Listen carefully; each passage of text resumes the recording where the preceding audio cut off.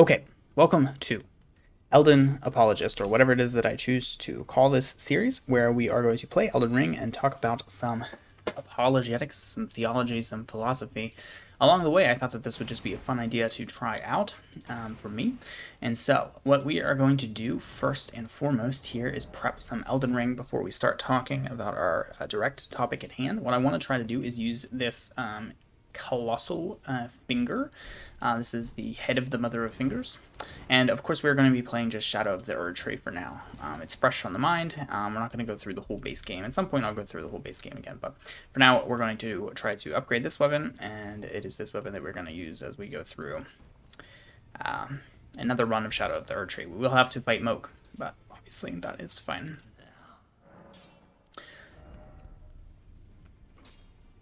Gazing Finger plus 1, 2, 3, 4, 5, 6, 7, 8, 9, and Somber Ancient Dragon. There we have plus 10. Gazing Finger. It just kind of fits the criterion that I have for this build. So then, second question is whether we can. Oh, I guess actually this first playthrough is going to have to take a moment before we get to Shadow of the Erdtree, because I'll have to get Journey 2, and then we'll have to go straight to everywhere that we can go. Like, can you face even more God until you fight 2 demigods? I don't even remember. But we can just rush some demigods for the start of this playthrough. I feel like it works out nicely for a good start anyway. So let's see what our scaling looks like. Obviously, yeah, that's big time strength scaling. Yeah, not so much dex scaling, a little bit of int scaling, and not really faith scaling, but the weapon does require int and faith, so that's interesting. Yeah, we've got int D, strength B, faith E. That's kind of a really nice form out there, so I think we're just going to put our points into, we should be good on, yeah, we're good on vigor and endurance, so we're going to put our stuff into strength for the extra damage, and that's where all of our levels will go for now. As we respec this character. This is the Night and Flame character, so it really works out for this build. So, with that, the only way that we have to get back to Shadow of Erdtree quickly is to begin Journey 2 and get to Moog as fast as possible. So this will be a fun little experiment to see how this goes. So, what I want to talk about today is our first topic, and really, if you're going to start anywhere talking about religious philosophy or, you know, the theology of the world, there's really only one place to start, and that place is the existence of God, because really everything stems from that. And you've heard, I'm sure, all of the standard arguments for the existence of God. There's quite a few, and I don't think that the existence of God argument set, like starting with the argument from God of the Gaps, or starting with Pascal's Wager, or starting with one of the traditional arguments, fine-tunement, all of those things, it's not really sensical to start at that point for most people. That's not how they come to believe in God. And so for me, it's also not sensical for us to start there in this situation. Let's see if we can get a stagger on this guy. So my starting point is that you either start with the self-evidence of the existence of God, or you start at a point from the encountering of Jesus. That would be the Christian perspective. So you either start with God or you start with Jesus. And that makes a lot of sense if you think about it, because, from the other point of view, it's like, where else would you start? So if we're talking about the existence of God, and what I want to say is the evidence that God exists, let's start without Jesus, as weird as that sounds, because, like I said, I think there's two ways of getting there, and I think the first way is the self-evidence of God, and this point of view is sort of old-fashioned, I would say, and not new-fashioned. So you're starting at the point of view of, like, if when we look around at the world, does what we see echo the evidence of God's existence? And I would argue that it absolutely does. To me, that's why this makes sense as the most basic starting point, because I actually think that even despite all the ridiculous hubris and ego that we have nowadays, that people should still be able to look around and see that what is going on in the world is beyond our comprehension, it's beyond our understanding, it's greater. And so I think that that's the true starting point. Is I think that everybody in their soul can feel that, and the Bible even tells us that. I forget, I think it's Paul, but I forget exactly where, but that says that the creation and the birds sing his glory, and the creation echoes the glory of God. All of those type of things are true. And so I think when you look at that, there's something significant to that. Oh, you can use Torrent on New Game Plus. I did not know that. Well, but anyways, I'm gonna try to just get straight to Lane Down. I don't know if you can get to Lane Down or not without Great Runes, so we're gonna find out. But anyways, so we should be able to, in my view, get to that point without assistance. You don't need to say like, okay, why should I believe in God, or what evidence is there for God, or the starting point should be I have nothing and then I decide to believe in God. That's not the presumption. It's never been the presumption up until this sort of new age where we've decided that what we need is that we need to receive enough evidence of things, because what we have is this idea that we know everything that there is to know, and our science and our technology is so advanced that we have learned the nature of the universe, and God is an exception. And so if we're going to talk about the existence of God, then he needs to prove himself to us, because we've got all the information that we need, and don't need to take him into consideration. And for quite a few reasons. Do you also have a map by default on New Game Plus? The things that I do not remember about New Game Plus. But yeah, so I think that this would then be the primary starting point. It's the people who can look around and say that everything that's going on is beyond our understanding. It's beyond an explanation that we can come up with. It's more complicated and more complex in so many ways than anything that we could cook up. And there's just simply no way to, ignore it. Like what I believe as a Christian is that God has made the evidence of himself so greatly known that there is no option to ignore it. And that proceeds into the point of Jesus, because that's what really made it known to that absolute degree, I guess you would say.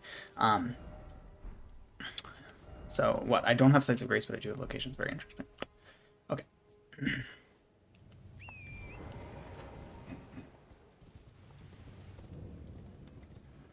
I guess we'll just fight through Margit and Godfrey, because I don't even know the back way. I know there is a back way. Maybe I could find it. Into Liurnia. Actually, I think I do know where it is. We'll have a look. But anyways.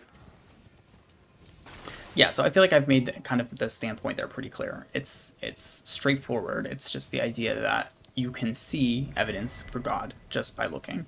And he's given us enough evidence, to be able to, that I think it's not necessarily that you immediately know that God exists and he is who he is, but that you can be able to immediately look around and say that there's something more going on here and want to investigate it. Like every person, the meaning of their life essentially is the investigation into, is there God? And the search for God is essentially what you do in living and being alive. And to me, that makes perfect sense. Because what else would it be? It really is just seemingly the most sensible thing. So isn't it right around here? I would think it is. I don't know, see if I can find our way up.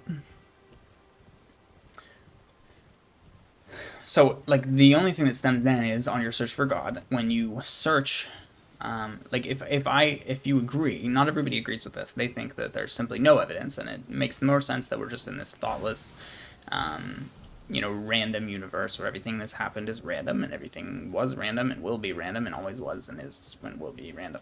And I can't necessarily convince you out of that. My argument is not self propagating in that way that it's just going to be able to convince you that is not the case. But I think that there's enough evidence, and I think that if you're taking that point of view, I just think that you're being too hubris, and I think there's too much hubris, and you need to let go of the idea that everything is going to be within our human understanding. I think it's an incorrect idea, and I think that is pretty evident, and I think that we should be letting go of that idea, because it just makes no sense to me personally.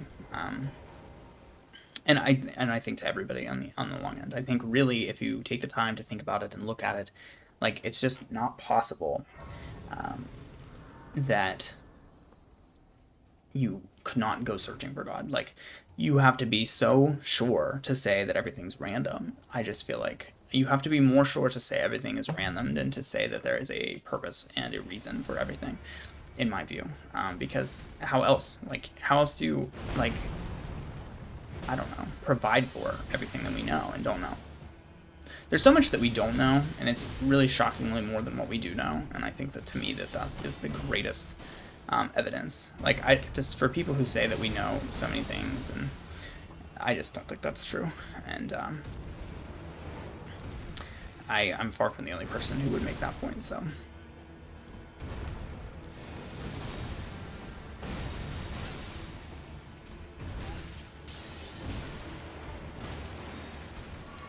See if we can cook Margaret up here pretty quickly.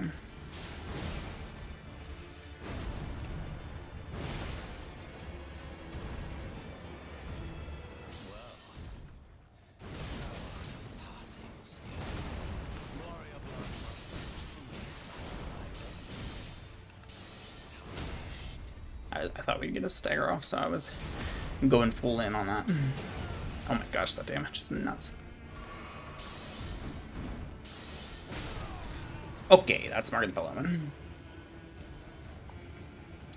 So, with my point of view established, where I think that, you know, it's essentially undeniable to say that there's just a complete and zero likelihood of there being a God. I think that's an absolute statement, and you're making essentially a religious statement by even saying that. It's just, I don't think that there's evidence for that. I don't think it's defensible. It's just clear that there's more going on than that, to me. And I think that that reigns true for just about everybody. I think every normal person, your normal procession, if you didn't like wake up and walk out to this like scientific community telling you that we have everything that we need to know, and evolution and all of these things that we are supposedly so sure about, and giving you all these perspectives, if you were just to wake up a normal human being, and this is what's happened for all of human history, is that you would just proceed into life and you would say, it looks like there's more to life than meets the eye, really. It doesn't look like that everything I'm seeing is as simple as it looks. There's more going on. There's more to find out. There's more to learn. So many things. And I think that that is, to me, the highest evidence.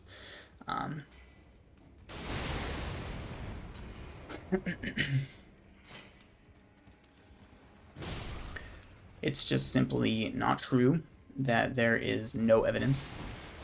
There's at least enough to get every reasonable person looking. Like, I think what I would urge you to consider is, if you go and actually look, what you will find is there's not like this 100% certainty like we pretend that there is. We pretend that we just know beyond all of our best guesses and expectations what's going on in the world, and that's just not the truth of the matter. And I encourage you to investigate further if that even rings the little bit true to you, because it really is the case. I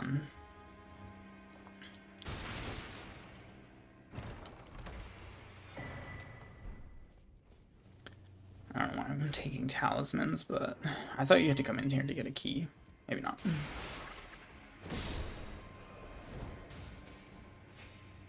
So I'd like to hear, honestly, like, thoughts and counteracting viewpoints on this. Where don't I get the key?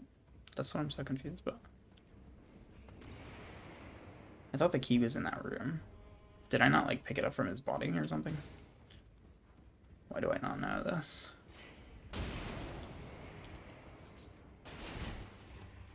It is. It's over here.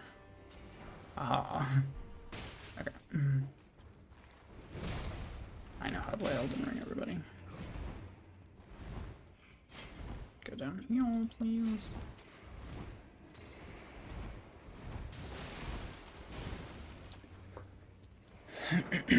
So, the natural procession of this logic, then, is from you know, there's evidence that a God exists, that something greater exists. You can see this in the oceans and the weather and the cosmos, the rainbow, the fire, all of these things that are, I guess, what you might call greater things in my eye, the things that just, you know, birds are singing praise kind of idea, that just everything is speaking of something higher than what you can see. And I think that that is the absolute truth. And so then the procession from that, that existence of God evidence, I guess a better way to state that as finality might be like, it's not an evidence of God, it's the evidence of God. It's the default position is that something more is going on here. Like the default human being would think there's something more going on than what I'm looking at. It's not just this natural procession of random things. It's not just random, and nobody thinks it feels random. Like there's not a human being out there who's like, yeah, I feel real random, and everything feels real random. And when you get into the details even further, then like everything you learn more so kind of goes that direction, like the existence of the universe and the state of the universe and all of these things that we then learn and know and find out. It just becomes even more clear. It's like, yeah, it's not random, and to feel that it is, it's just feels really incorrect for obvious reasons. So,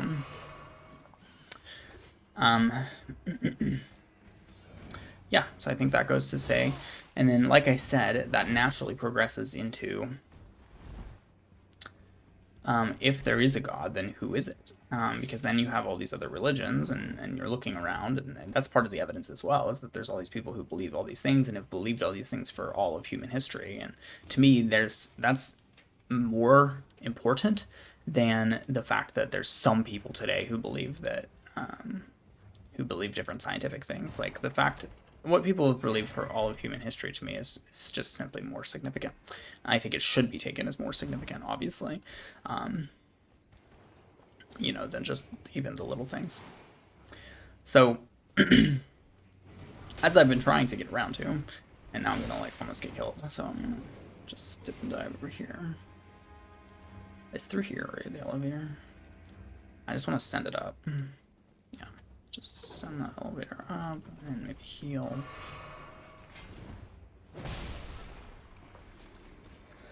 Maybe kill those guys. And then I think we proceed out here, if memory serves. I don't know, this is just like a, I don't even know, a somber smithing stone, and then that's that pathway. I think it's actually over here. Okay. So then it's, yeah, which God? Okay, if God exists, then which God? And you have, you know, hundreds of religions and hundreds of spiritualities and different ways of seeing the world and different ways of seeing God thereby. And, you know, for a religion to claim it has to be true, then it has to have some pretty strong evidence that's for it. And that's kind of fair, honestly, especially if you didn't receive like a special revelation directly to yourself. Then you would, yeah, of course you would want a specific evidence, a more specific evidence that focuses on the details that make it apply to you. Because otherwise, like, why would you believe it? It's a relatively reasonable logic. I'm just gonna maybe get killed here, I think.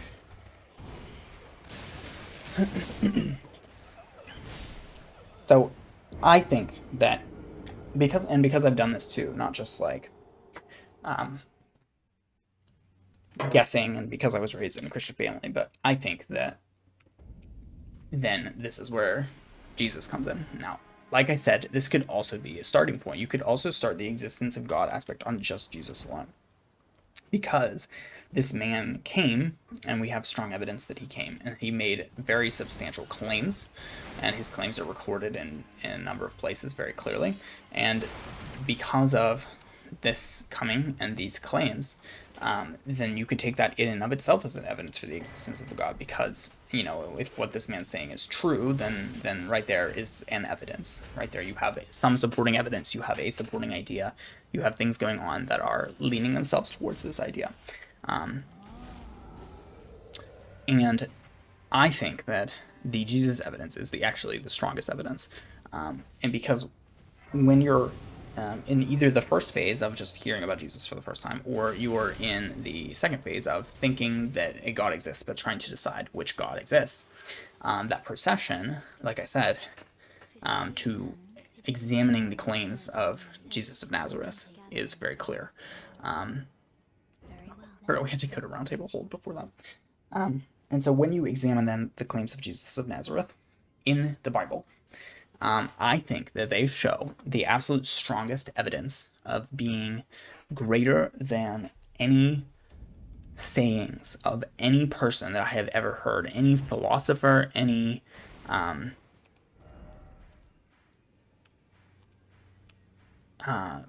other religious person, any of the religious writers. The things that Jesus himself taught are so unbelievable. They're really unbelievable, and they ring true to a person searching for this in a way that just no other claim of any kind does. That's really my view of the matter. It's like, I think that the greatest evidence really does come there, because there's just simply no greater evidence than what Jesus tells us. Because the information that we get from him is just so unbelievable, and it just lends itself towards, there being greater truth at play in what he tells us.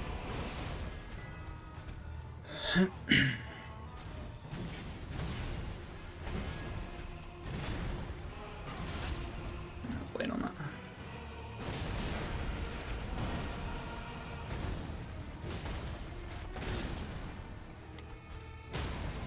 And I don't think that I'm not just making a claim, I don't know, on the surface. Like, you can look at what he said, and you can look at what he taught, and it's profound in a way that nothing else I've ever encountered is profound, and it's true in a way that nothing else that I've ever encountered is true. And I think that you would say the same if you looked into it. I really do. It's just so different and so against the grain, and just what he tells us is just, it's the greatest truth that you will ever be told.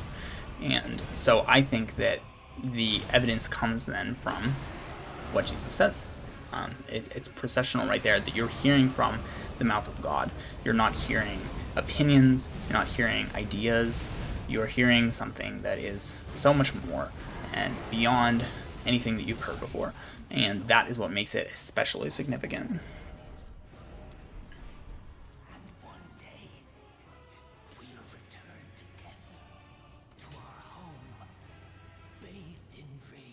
I guess I should maybe light this grace to be safe.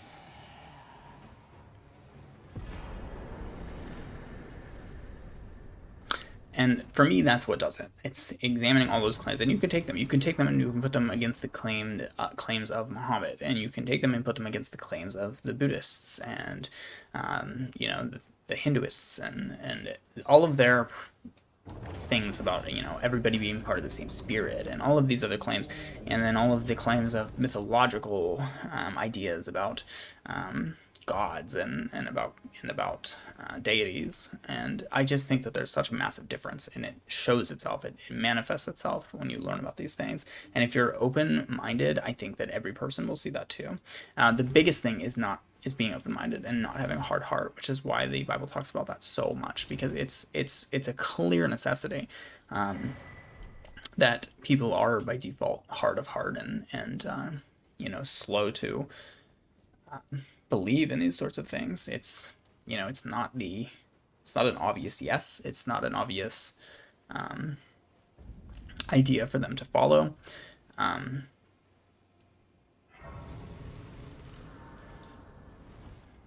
Like, it's complicated. It really is. And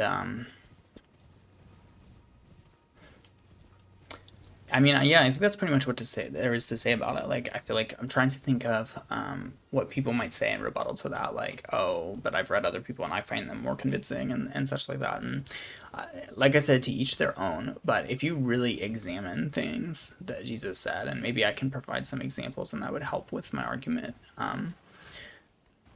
like the way that he says things is simply more than true. It's not just the things he's saying are true, but they're true in the highest sense of the word. They're beyond true. They're so true that it is like there's nothing to consider beyond them.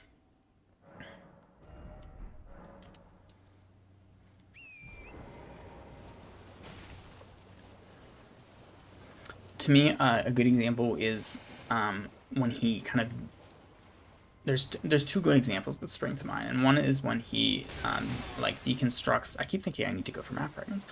When he deconstructs the adultery commandments in the Old Testament and says that if you look at a woman with lust, you've already committed adultery in your heart. That's such a primally true thing. That's so much more true than the law, than saying, like, yes, you're going to do bad things, so here's how you have to do recompense for it, and here's where the action goes over the line. But it's no, the action is actually wrong in the very essence of its being, and in the things that make you want, like, it's in your heart that these things are taking place, and that is what is just so much more true than the basic idea of right and wrong, of it's okay. And then you have whole camps of people who think this, who think it doesn't matter what you do in your brain, it matters what your actions show. And it doesn't matter who you are, as long as you're striving to be the best person that you can be, and things like that. But that's actually not sufficient. And I think that to me is the greatest point. It's not sufficient. There is much more to it than that,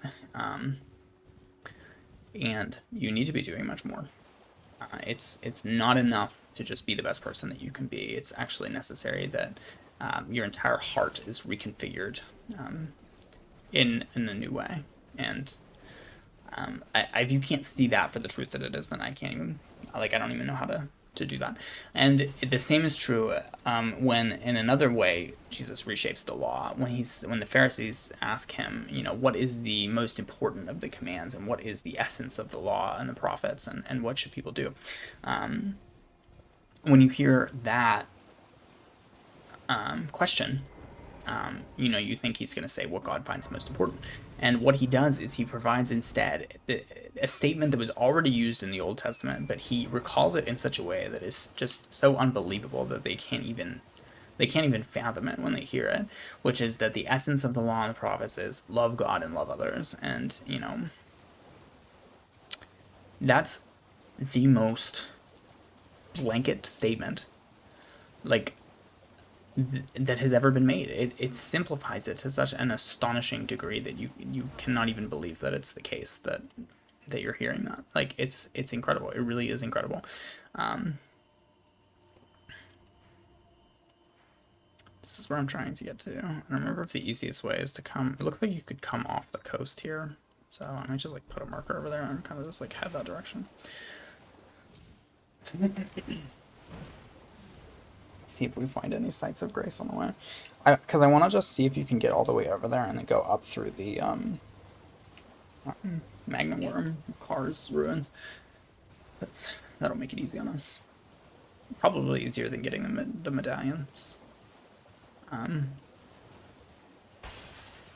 So we'll see.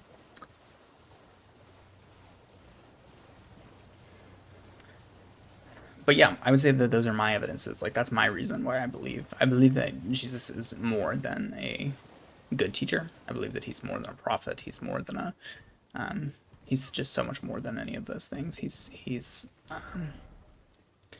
speaking of something that's just, it's beyond human capability to come up with, to apprehend. He's delivering truth in a way that is unbelievable and incredible, and to me that is the greatest evidence, and that's why the initial revelation of God is just the idea that a God exists. Well, then why can't anybody decide on one? Well, because they had options to choose from for most of human history. They started out with one good one, but then the false gods began to steal people away, and so then God picks a chosen people and chooses to have his special revelations come through them. And so for a long period of human history, you have Israel being the chosen people, and they're receiving the revelations. But then the So for the rest of the population, it's like, yeah, even if you wake up and you're like, there's something more going on in this world, to be able to find the right God is very difficult back in those days. And so then you have, of course, Jesus Christ, and that's the entire purpose of what he comes for, is to extend that special revelation to everybody else in the world, to extend it to the Gentile nations. And so when you're thinking about that, like, it just reaches an obvious conclusion. For God so loved the world that he sent his only Son, and whoever believes in him shall not perish but have eternal life. So it's not just that he loves Israel, but it is that he loves the world. And Jesus comes, he gives special revelation, he puts it on people's hearts that they can be able to believe in things that they might never have believed before.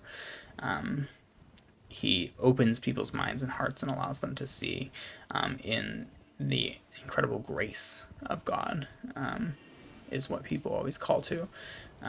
This grace that chases you down and ensures that you choose to believe ultimately. And that love is really extended through what we see with Jesus. And so he is the epitome of that. He is the epitome of what God is. He's the demonstration of that. Because the truth of the matter is that God speaks to us through stories. He speaks to us through events, and that's what these special revelations are. It really happened, but it happened in such a way as to learn from it, because obviously God knows that our continued generations are going to be the case. So Jesus doesn't just come and talk to the people of his time. He's talking to us now, because we, are still able to learn and know and find things out about this. It's not limited to anyone. It's now that Jesus has come, the information has been given, it's been recorded, and so everybody now can open their hearts and find the true message, because everybody has the option and the opportunity and the ability to be able to listen to what Jesus said. They can go and read them. The Bible is everywhere, and I don't think it's a coincidence that that's happened. And to make an argument that just because something is big it is right, just because everybody believes something doesn't make it right. And so just because 1,000 years ago there was more Christians than there are now, and all those kind of things, because it was going across the world so well, and that's not a good argument in and of itself. But there's something about if you think about it, if you think that a small people, Israel is a small people, and they've become incredibly significant, there's something in that. And the Christian faith is a seemingly small idea, but for it to take over the world in the way that it did, there's something to that. And for an entire religion, you might argue that, okay, other religions are more popular now, and what you're talking about is Islam, because there's a very significant amount of the world's population is now practicing Islam. But it's interesting that Islam is rooted in both Judaism and Christianity. So Islam doesn't proceed from itself. It's not an original. Original is a hard word to use. Christianity is an original. It comes from Judaism because, Jesus was a Jew and he's reforming Judaism. And in the same way, Islam is reforming Jews and Christians and, changing that rule, I guess you would say. So,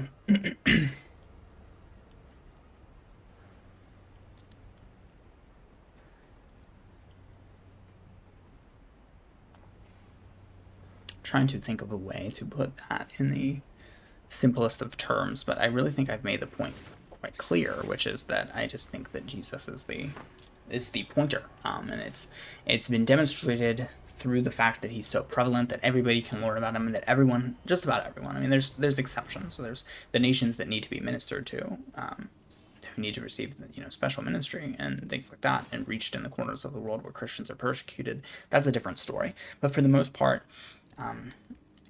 most of the human beings in the world now are being attempted to be ministered to are at the point where culturally Christianity has reached them in some way, shape, or form, and that's the most significant thing, because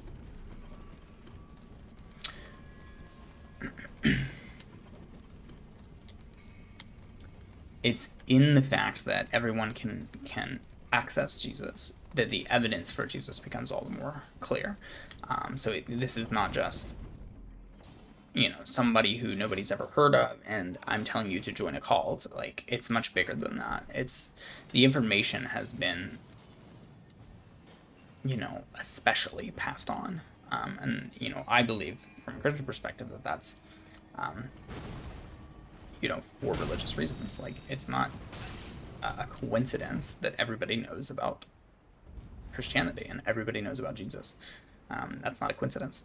And so I think you would say that it is evidence that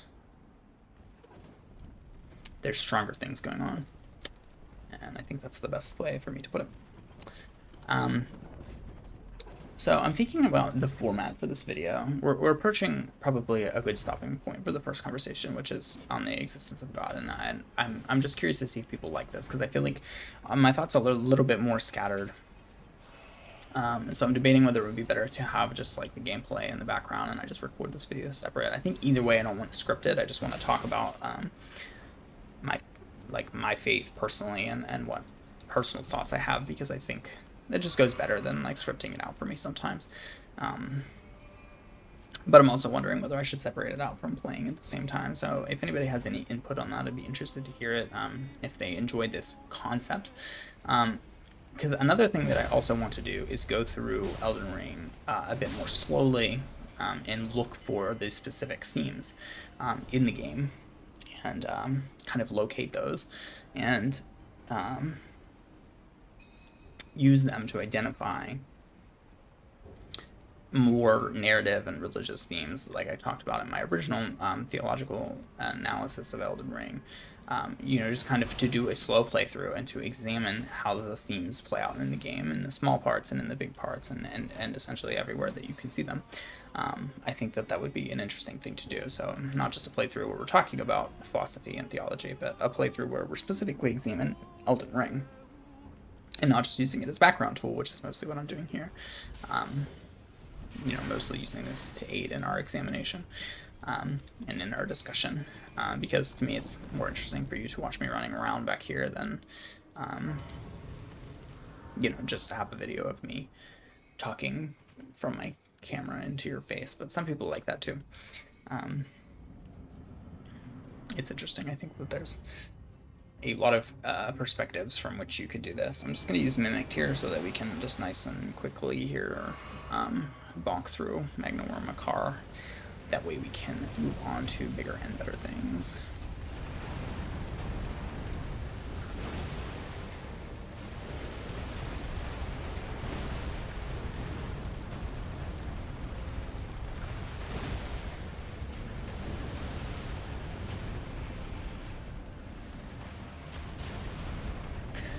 Forgot about that one.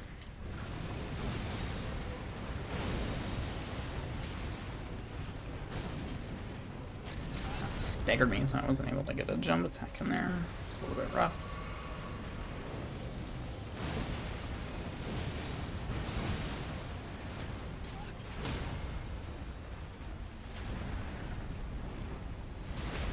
But I think that the primary summative point would be that human beings are inbuilt with the ability to see the existence of a God. It's not this mysterious thing that the New Age has made it seem to be. Like, it's not silly to think that there could be a God. It's not silly to think that there's something more. It's not something that we just do so that we can answer the question of death. It's not just us saying, I don't really want to be separated from this person that died, so I'm going to invent a religion so that I feel better. I think that that's just really spitting in the face of so many things. There's just so much more to it. And I think any person can see that, really, if they think about it.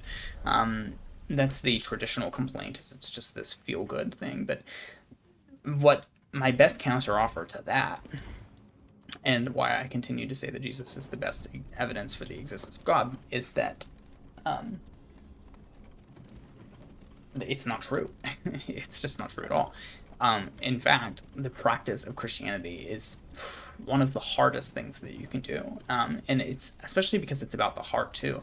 Like, in some ways you can argue that the Jewish laws are very difficult to follow, and it's true that they are, but that's because no person is expected to do all that. It's incredibly difficult to follow all of those sets of actions and sets of rules.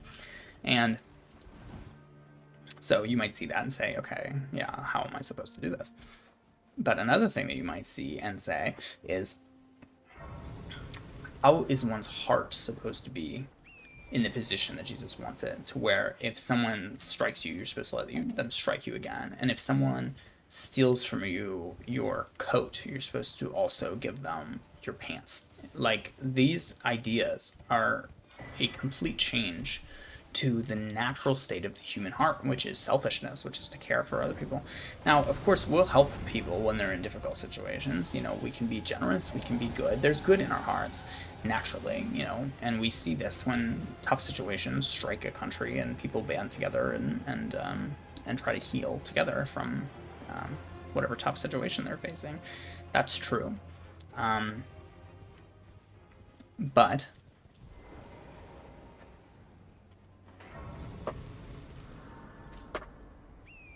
it's not so true. Like, it's not the, like, our hearts aren't towards good, and that's hard. It's hard to have your heart towards good in the way in which you're supposed to,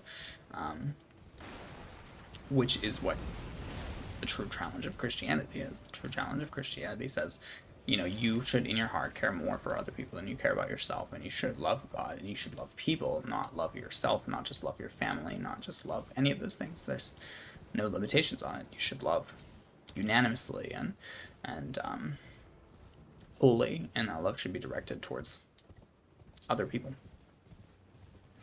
You know, that's a hard thing. It's a very hard thing to do.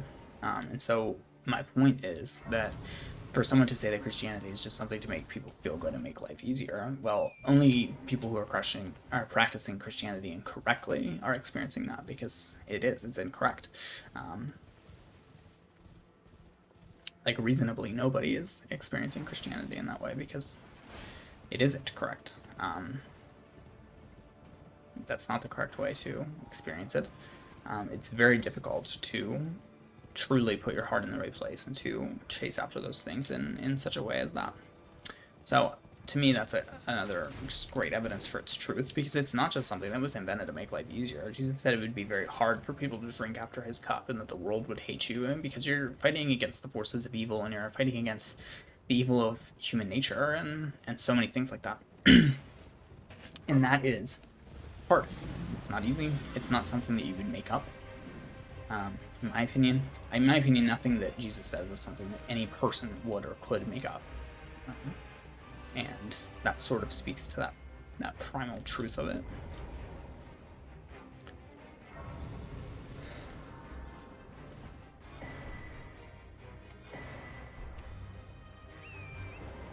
So it's crazy. This is my friendly reminder that Elden Ring is a long game, because we've been talking for 40 minutes, and we're still proceeding into Lake Dale Capital, where we still have to fight Morgoth before we can get to Moog.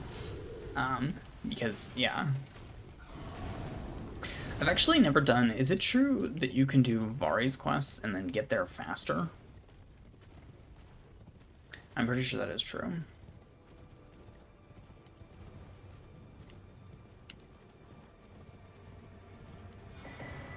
Isn't there another way also of getting into Lanedale? Is he gonna take our horse? Let's go wide. I don't remember if Margit kicks you off your horse and you can just ride past him. Try to ride past him. But there's a site of grace up there, and we go back to fight the Draconic Tree Sentinel. But isn't there... what do you do to get teleported? I know there's a way that you can get teleported into, like, right into the middle of Lanedale. Where is that from? Is that from the underground areas? Like, if you go all the way through deeper depths? Where's the site of grace here? It's over there. How did I miss it? And grab that in case we ever need to teleport back here. Which I will, because I'm not gonna just, like, forfeit this game. It's funny, I had 4 profiles prepped to do Shadow of the Erdtree, and I didn't think about the fact that if I went through all of them, you wouldn't be able to redo it. Like, I can't just instantly go back into Shadow of the Erdtree, which is really interesting. It's like you have to go back through some of the main games so that you can do Shadow of the Erdtree again. And I'm thinking to myself, okay, I'll just do New Game Plus and go straight there. But you have to, right? Like, I feel like I'm missing something. You have to go through all of this for me to get back there at all, which is kind of tough.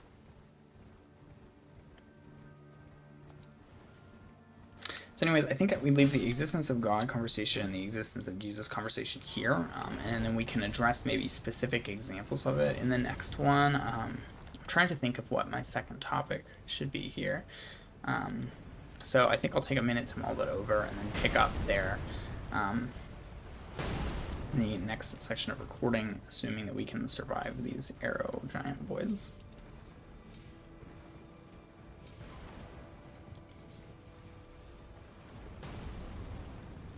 Fight this draconic tree sentinel successfully. I guess maybe we'll fight him and then end this one here. So I'd be interested to hear thoughts and comments on the idea of the existence of God that we're talking about.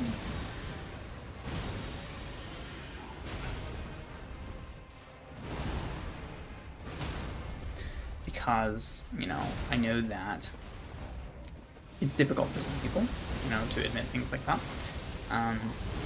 And to open our minds from this idea that we've had where, like, humanity is the most superior thing and we don't need God, and to believe in God is actually just weakness and naivety and all of those kind of things. And, you know, it's hard for people to get past that idea because it's been so prominently pushed to us nowadays. So it seems silly from many perspectives to even believe in God, and specifically to believe in Christian God in so many ways.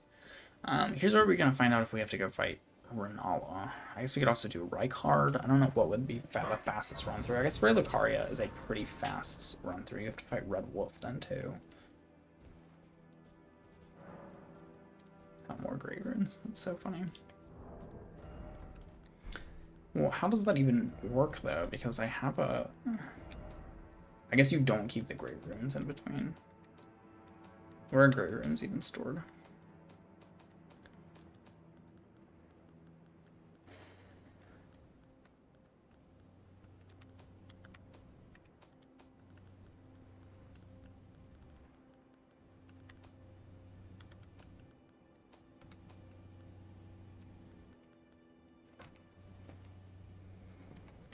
Yeah, so we need another Great Rune. I guess we do Renala.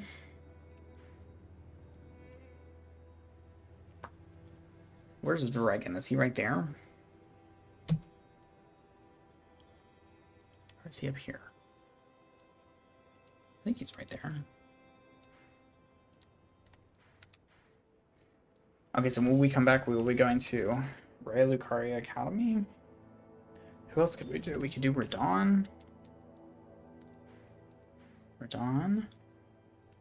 Reichard.